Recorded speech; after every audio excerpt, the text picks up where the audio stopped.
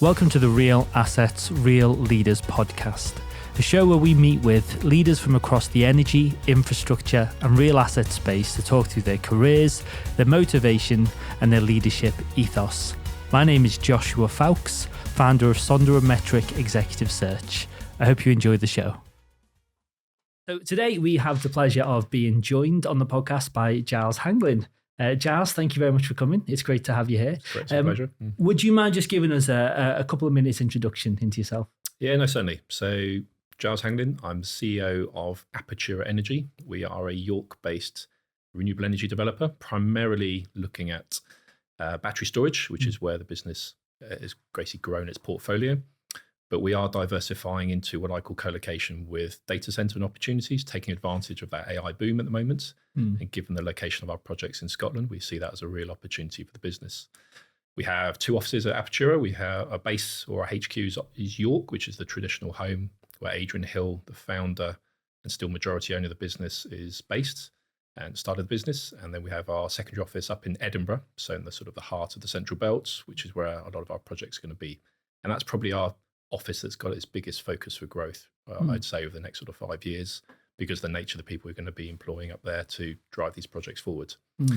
But I'm based in Cambridge, so I am slightly remote from both office locations. It means a lot of travel on a weekly basis. Yeah, you probably know the train lines very well. I know the train lines very well. I know the A1 very well, and the airports. But that's fine. And I split my time between York, Edinburgh, and at the moment, because of our sort of fundraising nature, London as well, places like that. So Cambridge is actually very well located for that. Nowhere's more than 2.5, 3 hours on a decent day, allowing for delays and things like that as well. So, absolutely. Yeah. And I'm really glad to have you on, Giles, because you've got a really interesting career, which I want to spend a bit of time delving into. We're going to talk through how you've got to where you've got and the journey that you've been on. Sure. But first of all, I'm really keen to spend some time talking about Apatura and getting more of an insight into who are Apatura, what is the mission behind Apatura, and why did you join Apatura as well? Because you've been with the business how long now?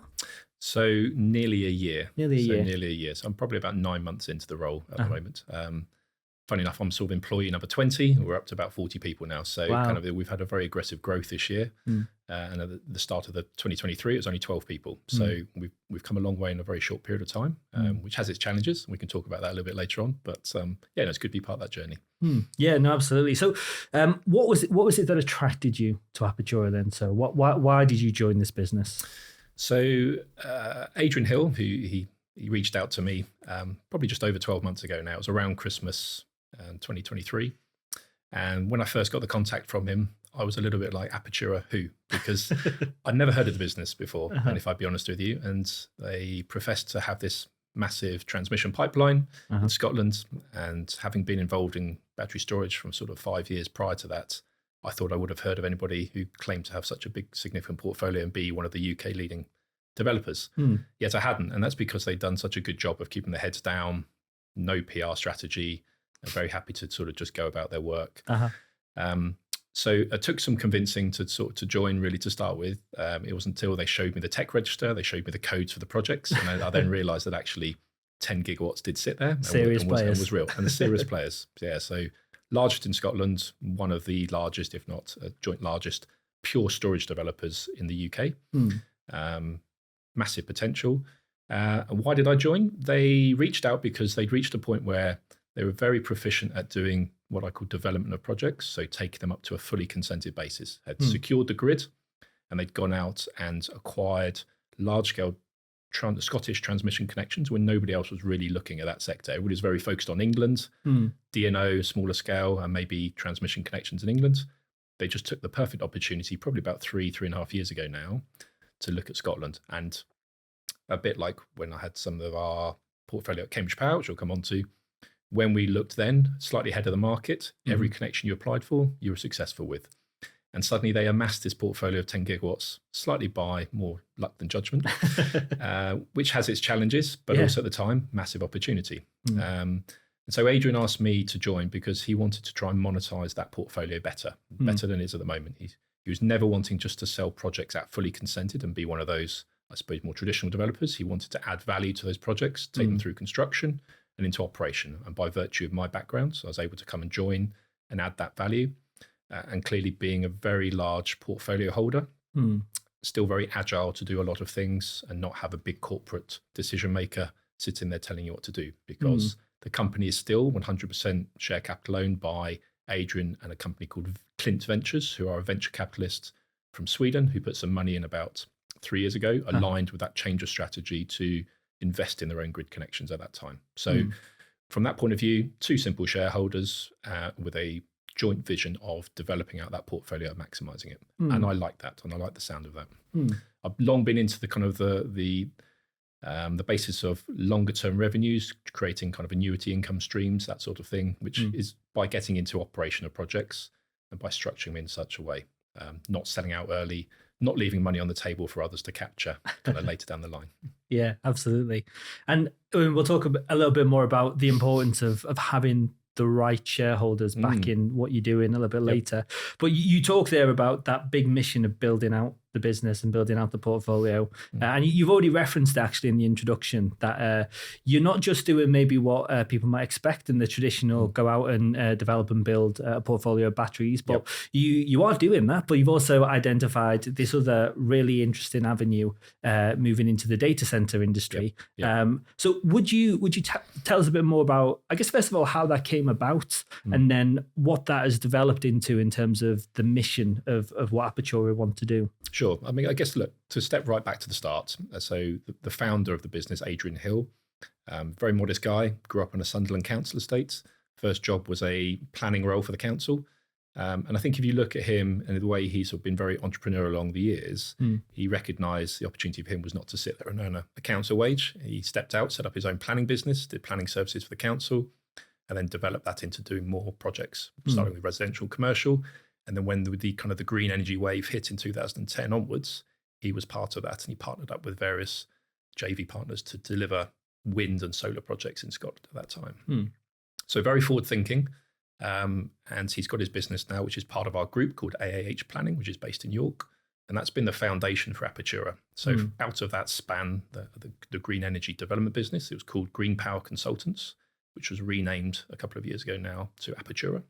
So all those projects sit on the Grid Tech register as GPC, Green Power Consultants, which is why you're slightly hidden from sight, which is why I couldn't find him in the first place. So, and he's always had the mantra, he's a very generous guy, Adrian, very modest, as I was saying. And so he wants to create and leverage as much income out of the business as possible rather than simply just give it away. Be very easy to sell up now, I'm sure, but there's such a big opportunity there to develop and build that he wants to see that happen. He wants to leave that kind of legacy of really having changed things. So what's the mission of Apatura? It's really to be part of this clean power revolution. And we realise we have a massive opportunity, particularly in Scotland, to facilitate the delivery of a lot of renewables up there, simply where our portfolio is. The Clean Power 2030 report released by National Grid recognises that Scotland is, and particularly the south of Scotland, the most valuable area in the country that needs storage, hence why it's such a large target there. And a lot of our projects sit within that.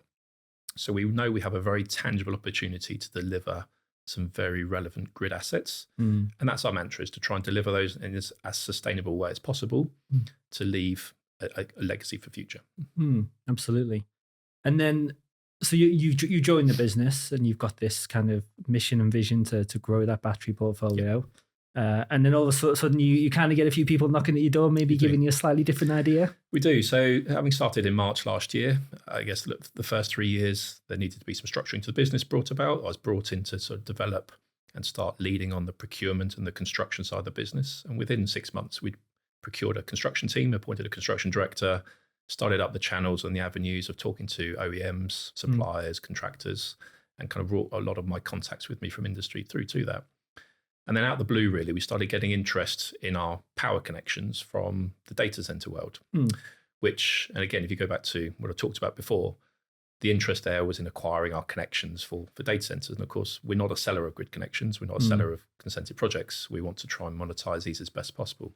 So I spent the last 6 months with Adrian really getting up to speed as quick as possible as we can with what is a data center, how does it work, and what's the relevance of a battery storage connection. And so what we've come about to now hopefully deliver is up to about 3 gigawatts of data center ready connections in Scotland within our portfolio that we've managed to identify fit the bill. They're what the data center world wants in terms of the grid resilience, the land piece, and hopefully with our planning proficiency, we can put together projects that deliver opportunities to scale that side of the business. The need has come about because the growth of AI and machine learning in this country and the wish to keep it all sovereign means that there is a need for large scale data center storage.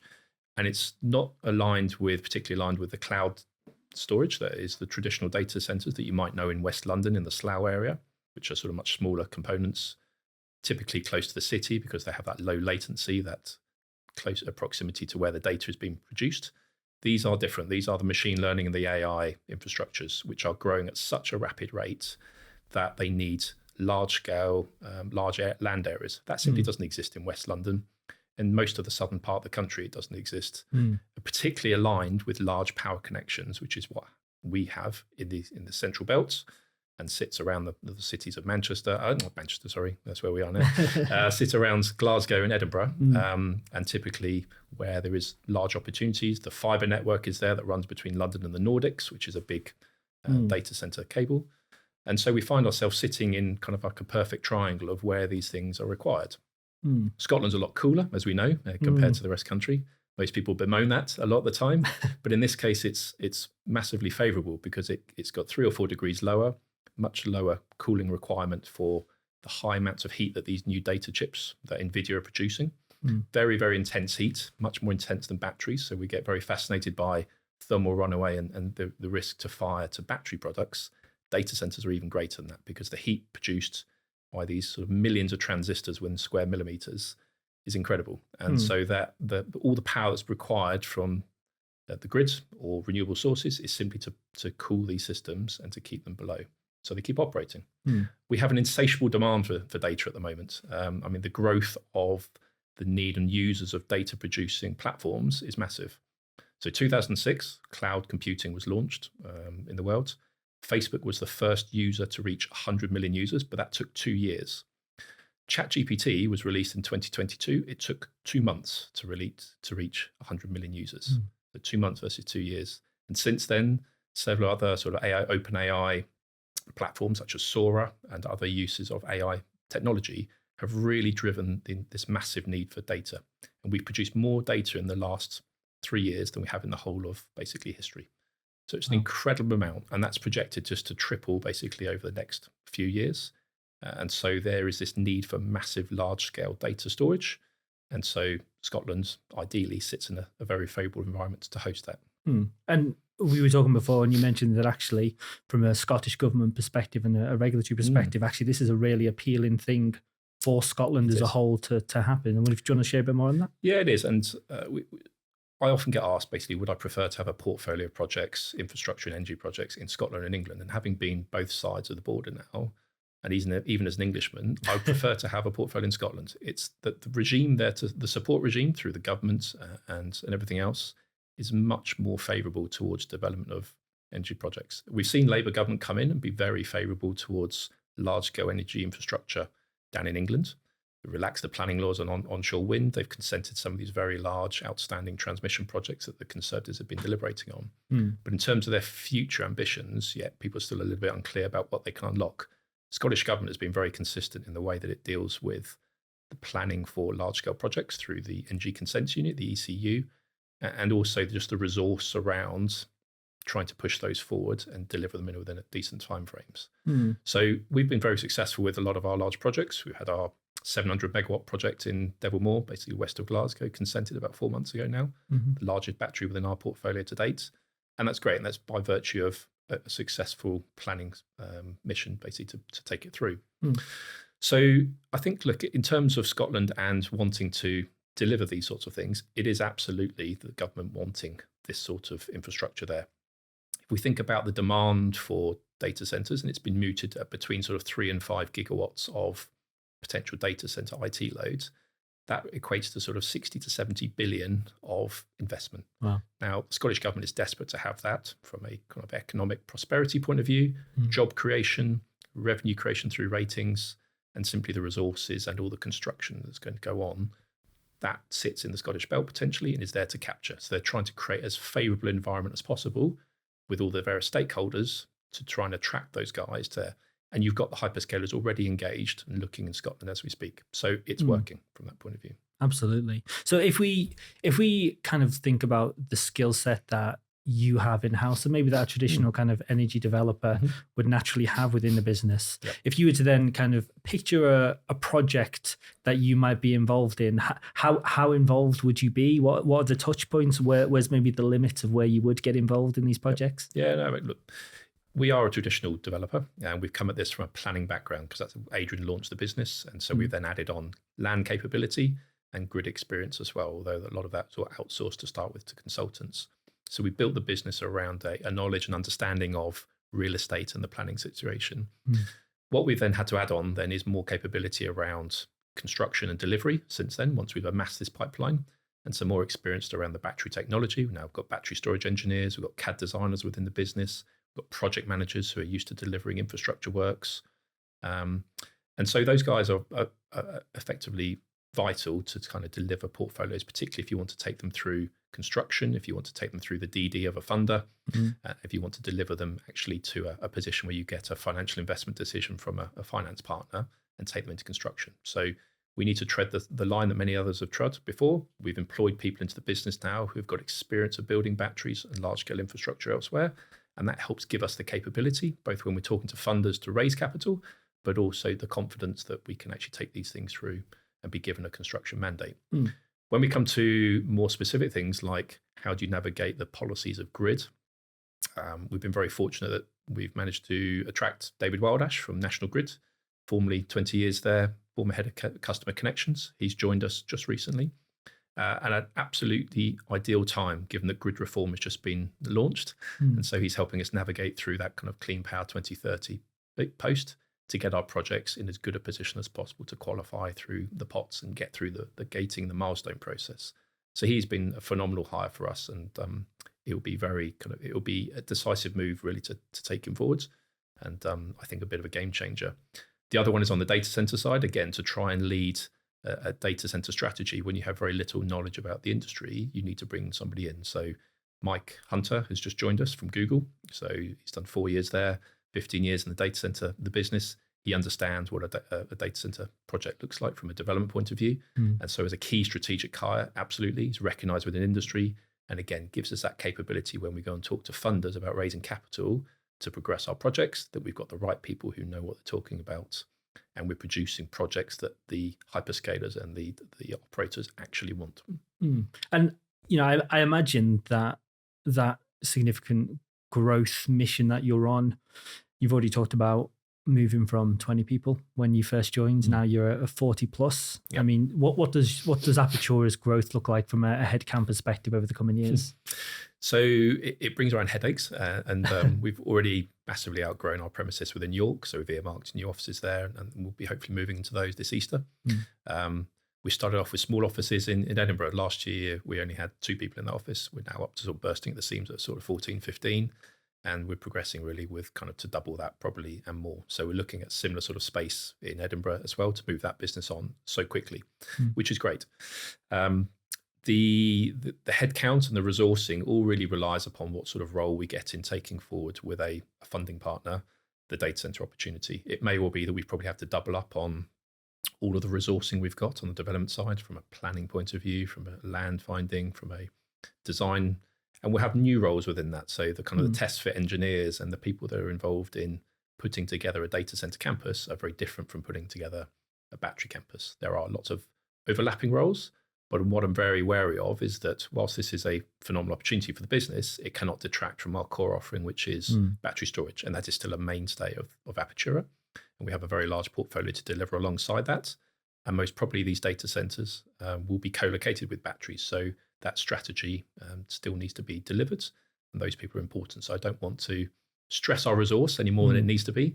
And so I can easily see us kind of adding another 50% kind of workforce on, so getting up towards 60, 70 people within the next possibly sort of 12 to 18 months, such is the demands. And again, go back to Scotland. Scotland is a great place to recruit, in my opinion. There is a long legacy of renewables and energy infrastructure up there with the oil and gas sector. A lot of that is shedding jobs at the moment. And so we are able to repurpose some of those people into the business and give them kind of like a follow-on opportunity. And I'd love to talk a little bit more about that shortly as well, Yeah, actually, sure. just addressing that skills shortage. But one thing that I wanted to ask you, just as we talk a bit more about the work that you do in Apatura, is you've got this plan, you've got this mission where you want to get to. But as with any kind of great journey, no doubt there's going to be some barriers along the way, some things challenges that you're going to have to overcome. From where you sit at the moment, what do you see kind of being the biggest threats to Apatura's mission? The single biggest threat for us probably is funding, quite simply. So unlike maybe some of those other big connection holders that sit in the tech register alongside us, the big corporate utility businesses, the likes of EDF, SSE, the Iberdrola-backed SPR, RWE, for example, they have very big corporate balance sheets. Funding of those businesses is not an issue. So when it comes to securing projects or taking them through construction, they do it all themselves in-house. And simply funding and development for a lot of those guys is straightforward. And they have very large existing businesses. For someone like Apatura to sit there kind of shoulder to shoulder these guys, we are privately funded. We still have no institutional capital within the business at the moment. And so we are having to fund the business kind of from a private high net worth back type arrangement. It's not so easy to go out and obtain bank funding. Basically, when you've got a development portfolio, the banks are pretty reticent about backing that to the tune that we need it to be funded. We have a large burn rate with a kind of 10.5 gigawatt portfolio in terms of cost of project development, 40 people now to house as well and look after and pay, and all the other costs that go around that. So that burn rate just gets increasingly larger, and then it's an insatiable need for capital. And so working capital raising, I won't lie, is a big challenge. And it's something that I've been focused and working on since I arrived at the business, knowing that we needed to fund through, particularly now if you add the data center side onto the business and kind of these unplanned hires that weren't part of the business plan 6 months ago, you have a need for extra capital on top. Now, at the same time, that offers opportunities to investors as well. And of course it does. And so we're fortunate we've got a good base of high net worths at the moment, but at some point it'd be great to consolidate that into a larger structured finance piece across the business. And I expect over this year, we'll be going out to monetize some of our early battery connections. So some of our early DNO connections that need to start construction later this year, we'll need to have a funding partner in place. And so we're out with PwC at the moment to find that partner. So that will bring in capital receipts to the business. We also have our data center business, which with the lead times for some of the high voltage infrastructure need to be kicked off again later this year as well. And the likes of some of the hyperscalers have some early demands for space within Scotland, if that's what we're going to do, because they have contracts to deliver data storage for customers. So if we're going to capture that market, the time is now. And so there will therefore be capital receipts this year. It's getting to it and kind of funding the business to get to that point until they take over. And then we'll be naturally funded and kind of self-funding. So that has been one of the biggest challenges I've had here and in previous businesses. And it's not for the faint-hearted. It does lead to sleepless nights, I won't lie, and stress. But keeping a calm head and just having a vision through that, I think is clearly has been part of my role. And I have to educate the team to do the same. I hope you're enjoying this week's instalment. This podcast is brought to you by Sonder and Metric, an executive search firm facilitating leadership appointments across the energy, infrastructure, and real asset space. If you're looking to attract top-tier leaders to drive your value creation strategy and realise your growth plans, Sonder and Metric's proven search strategy guarantee exceptional results, all whilst reducing the risk associated with leadership hiring. For more information, visit our website, www.sonderandmetric.com. Yeah, absolutely. And, we know it's a tricky fundraising landscape across the board at the moment, isn't it? But great to hear that, the opportunities are clearly there for what is a very kind of robust mission that Apatura have. And particularly, I suppose the battery revenues has been the biggest challenge for us. So they've really dropped off in sort of 2024. And you've had the main fund-led businesses like Gresham and Gore Street reporting less revenues and downturn in performance. And of course, that sentiment affects the industry and affects the investors who are looking at it. And typically when they Google or look in the news, they're seeing these funds, basically the listed funds, reporting their drop in performance, and therefore the sentiment of investment is gone. Thankfully, at the start of this year, they've all started to sort of state that revenues are picking up and there's a much more rosy picture. We saw batteries coming to the saviour really in the last couple of days with the cold weather we've had and the crash, and we nearly came to a point of blackouts only yesterday really in the UK because the grid had not procured enough power. wind had really dropped off. The interconnectors weren't flowing as much as they should have been because of demands in Europe. And therefore, a bigger battery fleet would have helped basically protect that position. So the roles of batteries going forward is very clear. It's just a monetary position and this kind of the fluctuation of revenues, which has been pretty high from sort of top to bottom over the last sort of 3 or 4 years. But now that's sort of evening out and coming back again, that investor confidence is back again, which is good. Absolutely. And hopefully that'll make a big impact as you guys go out to the market and see to enter into that fundraising period. One of the things, Giles, I really wanted to go into a little bit more was just talk about you as an individual and your career journey, because it really fascinated me actually that the way that you described how you came into the industry and how you've ended up, because to say it's non-typical might be a little bit of an understatement. So yeah, go on, tell us a little bit about how you started your career and how you got to where you are now. Yeah, no, fine. As I said to you earlier on, and I tell everybody, I have no formal training or qualifications in energy or in being a CEO of a business either. I'm a farmer's son, so I was born to a farming family. Both my parents are from the West Country. Grew up just outside Cambridge. Followed a course in agriculture at Nottingham University and started my first role in a small business called Smith's Gore as an agriculture consultant on an arable basis in the east of England. I got myself qualified as a rural chartered surveyor, just off my own back, really, to try and meet some of the other work that business was presenting at the time. The late 90s, kind of early 2000s were a pretty low point for UK farming. So revenues were not great. So looking to sort of diversify out of that.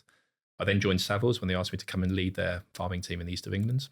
And it's through that really, and that big exposure to a different client base and kind of very forward-thinking people within Savills that kind of led to my energy interest. And that was in around 2009, 2010 when rooftop solar came about and they announced feed-in tariffs to support kind of moderate scale, I guess at that time, 50 kilowatt systems on top of roofs. And we pulled together groups of farmers. We did some collaborative buying. We managed to drive down the cost of solar at that point. I remember we got it below £2,000 a kilowatt, which at the time was monumental. But that was through buying power and the buying groups that we had set up for other inputs and supplies. And that really drove my energy passion from then. And I really enjoyed that. It got noticed by the business. And of course, within Savills, you've got massive corporate owners of industrial workspace and retail roofs and commercial portfolio. And at the time, the government, or DEC as it was, had a real thing about driving commercial rooftop solar and thinking that this was going to be the saviour for energy within the UK. And they identified millions of square feet of roofs, and we had good access to it through all the pension funds that Savills typically managed. That was flowing particularly well until Amber Rudd pulled the plug in 2016. And that all came crashing down when all the support mechanisms for solar and other renewable technologies got pulled. And effectively that business crashed and burned overnight. And it was a sad time, particularly as a kind of a leader of a young business then. And for me, being kind of a young leader as well, had to let people go, had to let people who were doing particularly good jobs, but because the industry no longer supported it, you had to make them redundant. And that's, for any leader to have to sort of sit in front of people and let them go, that is tough. And I'll always remember that. It's not something I enjoyed.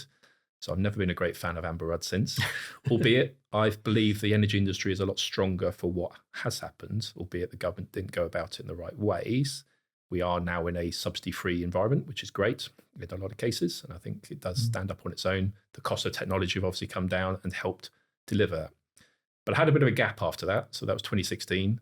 I left Savills. I set up my own business, doing some consultancy work back in the kind of the entrepreneurial rural space.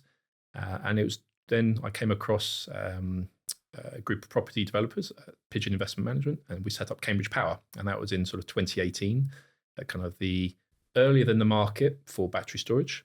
And we created a business there based on DNO projects in the east of England. And we built a portfolio up to about 1 gigawatt in size.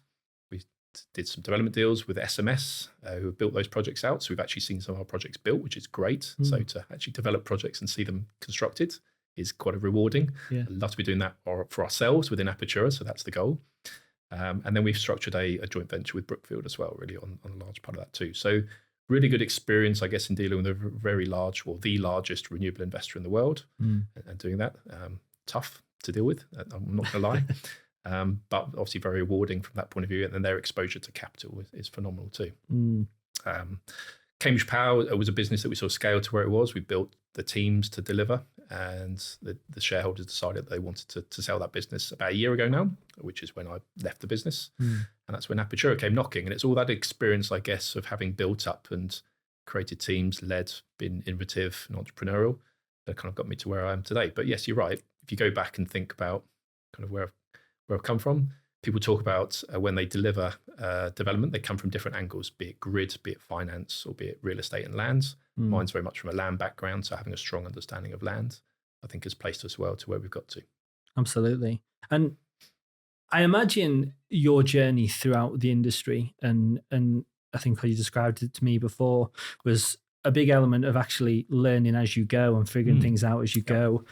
How has that impacted the way that you look at people that you're considering hiring into your business?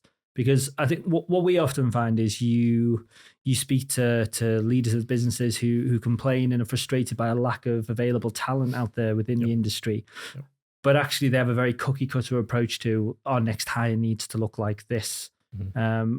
But it strikes me that as someone who's maybe come from a more non-conventional background, that you might have a slightly different view. So I'd love to hear your thoughts on that. Yeah, I think so. I think we've known up until now there's been very limited kind of training and development of kind of energy personnel within the country, because it's been a relatively new industry kind of as of 2010. We've all ridden what we call the solar coaster over that period, really, when there's kind of been booms and busts, and ultimately a lot of people have sort of got in and got out again. So there's been no consistent background there. There is now, and there's kind of industry courses and people are coming through the system. I've taken the approach really that I want to find good people to work in the business, people that are malleable, people that will work with you, people that are willing to listen. And if that person is non-cognate, so they haven't had an energy background, but they're very proficient in the skill set they've got, we can teach them the energy piece. And that's something we did at Cambridge a lot, Cambridge Power.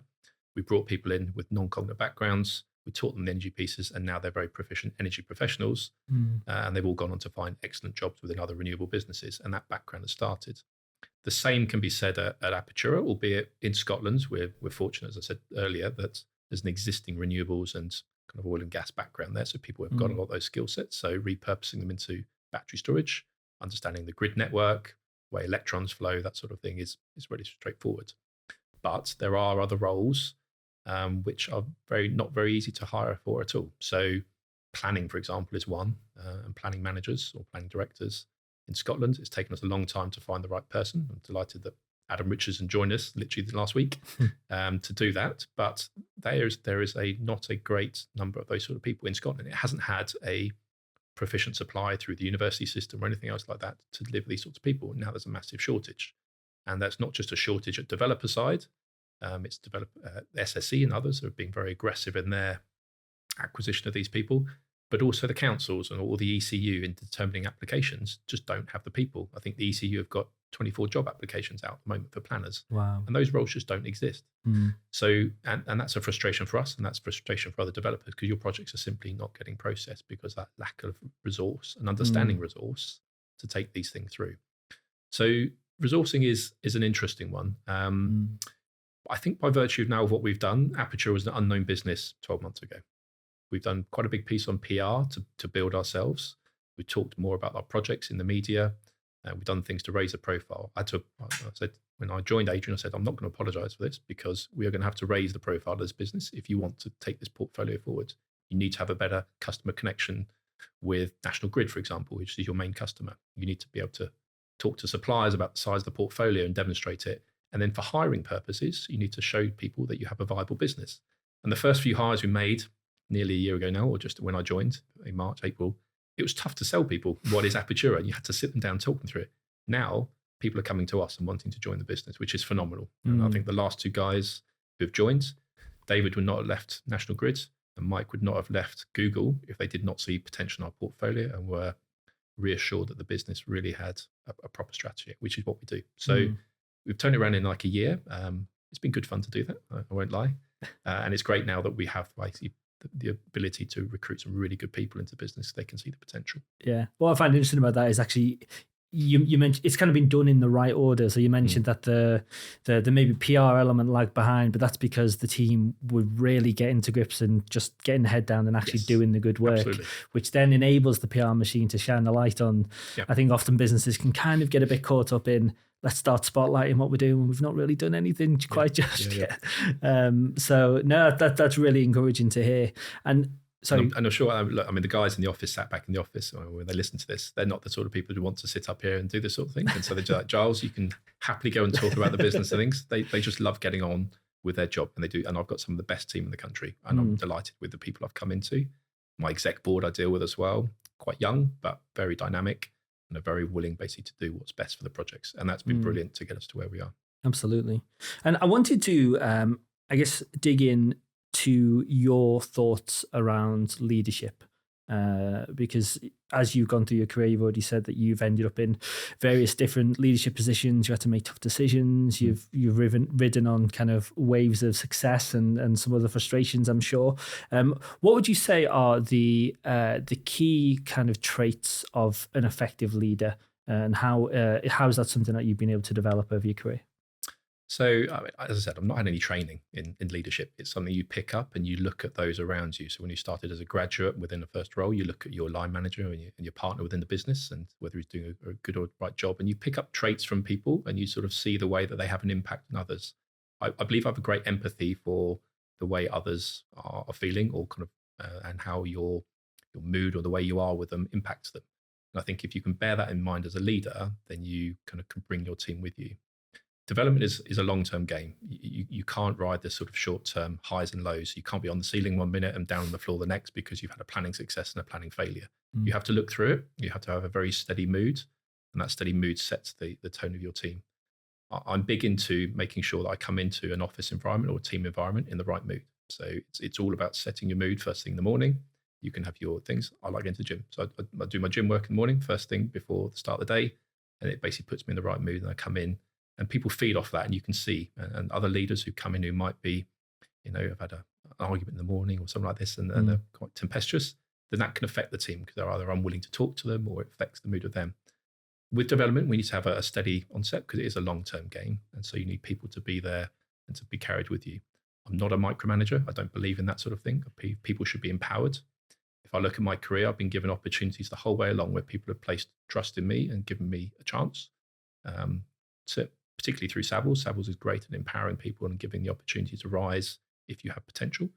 And so I'm great at trying to pass that on and empowering people. I don't wish to be looking over their shoulder. Give them opportunity. If they need to come talk to you, of course, you mentor them. I'm big into mentoring, but I'd like to give them the opportunity to kind of make some of their own mistakes themselves, but ultimately you learn from those mistakes. So yeah, that's the type of leader I'd like to be. I'd like to certainly lead by example. I like to know what I'm talking about. So I don't believe you can be a leader unless you know the industry inside out. And thankfully, I've come to the role I am now and have this ability to absorb information and learn things about what's going on and then interpret it in a way that's going to be good for the business. So, yeah. And I mean, a comment that you made before was that you would hope that one day when you're ready to step onwards or forward, that actually your successor would come from within the business. So is that kind of internal mobility something which you see as quite essential to a well-functioning entity? Absolutely. And when I came to Apatura, I mean, I'm no secret about it. There was some pretty unstructured in the way that kind of there was staff development going on and staff management and things like that as well. So we brought quite a lot of that into place in the last year. We now have structured training plans, appraisal systems, the way for people to have targets linked to the business plans for Apatura. And people then have a much more tangible way to develop, and they can also see how they can train and aspire to the next level. And I think that's really important for people to keep them motivated. We're very lucky that Adrian and the other shareholders have offered up a growth share scheme at Apatura. So we have a great incentive basis to be able to provide to people to say, look, we are working towards one goal here. The one goal is the success of Apatura. Doesn't matter which department you're in, but if you work together and we achieve our goals, which are our business plan, everybody shares in that benefits. Everybody gets to benefit from the growth and the success of the business. And that's great. And that polarizes people into kind of the opportunity to work together. We've done a number of things over the last year to bring the team together. Having a disparate team across two main offices in York and Edinburgh is one thing. We also have about 10 staff that work remotely as well around the country, from sort of South London across to Bath, Cardiff, and around the place. So bringing them together is important to keep them as part of the team. A lot gets lost on Teams and kind of Zoom calls and things like that as well. So to bring people together, I still see massive value in doing that. We're big advocates for flexible working, but actually I can see the most valuable for our team when they come together and work together. And doing that kind of really solidifies that team together and people get to know each other. And because we've grown so quickly in the last year, a lot of people never met each other. So actually coming together and have to do the introductions. And we had to do name tags actually. So for the first event we did in July, we did name tags because we realized a lot of people would not have come across each other in the rapid hiring period that we'd had. And everybody found it great. And of course. And I remember seeing on LinkedIn, you did you go to, I think it's a picture of you and the team in this kind of big, beautiful old house. Yes, that's it. Yeah, that's it. Up in North Yorkshire. So we had an event up there. That was our first sort of team strategy day there together. We've done another one since in December. It actually seems to be the sort of the most popular thing that catches people eye on LinkedIn is kind of like the selfie with the team, and that's grown since. And it's comparing the two between July and December. You can see how we've grown. Kind of gone from sort of 25 to 40 people. And we will do another one next year, and it'll become part of the mainstay of what we do. But yeah, it's great. And you look across that now, we have great diversity across the business in terms of people, their backgrounds, where they've come from. And it's super to see that all come together. And as you say, everybody got that goal in common. Absolutely. And it's been really encouraging to hear how you position Apatura, the strategy, the mission moving forward. And I'm sure a lot of people listening will be interested in finding out a bit more and maybe want to follow up with you, or maybe want to keep an eye out for future opportunities to work for Apatura. What is the best way for people to do that and connect with you? So, I mean, LinkedIn's a great format for me. We're very active on LinkedIn, as you've probably seen. There's a lot of kind of posting going on now in a very structured way. So I monitor my inbox on LinkedIn in a big way. Our website's now up to speed. I mean, it's one thing, I think, it's sort of the shop front for the business. And so we've got that up and we've invested in that as well. And so you can find me through that. But please pass on details that way. Absolutely. And we will put all of Giles' information in the links in the show notes and on the sharing that we do over LinkedIn as well. But Giles, thank you very much. It's been an absolute pleasure to speak to you. This has been another episode of the Real Assets, Real Leaders podcast. I hope you join us again next time.